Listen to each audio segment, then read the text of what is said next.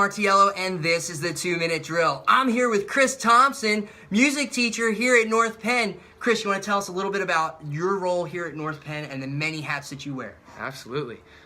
Well, my primary gig here in North Penn is I teach band at Nash and Walton Farm Elementary Schools, so that's 4th graders through 6th graders. Two of my favorite schools, by the way. I know, right? And I also work with a group at one of our middle schools, and I've also been involved with the high school program, so I'm one of those lucky people that gets to see almost every grade level of kid and teach them and interact with them, so that's really cool for me. And Chris, your investments in kids have paid off so well. I mean, this guy's elementary school band sounds like most high school bands. I mean, it is unbelievable. And you've gone around the world. You've gone to Hawaii with the band. Hawaii with the band, yeah. It's crazy. Yeah. This guy's been all over the place. All over the place. Right now, though, I want to tell you about a great thing that Chris has been working on. He has found an innovative way for kids to practice improvisation with their music. Chris, you have 2 minutes. We're going to start the clock. And if you could tell us a little bit about your work with improvisation. Let's start it. Okay, super. So a lot of times in music, what the kids do for anything, whether it's piano lessons or band or orchestra, they practice and practice and practice something that's predetermined, and then they perform it. One of the things that we've been trying to get better at, just as music teachers in general, is improvising, which is where the students are creating music.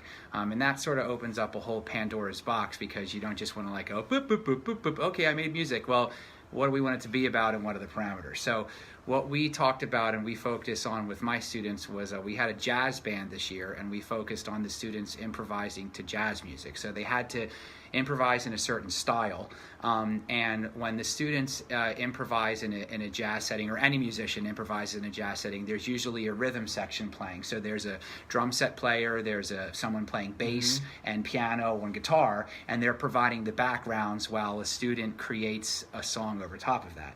And getting to elementary kids to do that is a challenge to begin with, but the hard thing for them was being able to try that in a safe space, because making that up on your own is nerve-wracking. Right.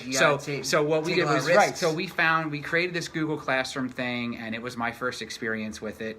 And talking to my colleagues, there are these things called blues backtracks on YouTube, where the rhythm section is on YouTube. And you can say, I want to improvise in this key, and it's a whole rhythm section playing, and then the kid can just put in their earbud or put in their speaker and start improvising. So you're app smashing. You took YouTube, you took Google Classroom, and the kids are recording themselves on their Chromebooks. Yeah, and that was the next step. Is I said, okay, here, try it. Go ahead, do it on your Chromebook and report in. And all these kids were showing videos. Here's so and so in their living room improvising, and it was really cool. And we were sharing it, and kids were making comments on it, and it got a lot of kids to try and improvise. And at the concert, you heard a lot of kids improvise. So, yeah, and as you can see, we have some of the pictures from the concert and some of the things that Chris has shown. I have on some of the screens here.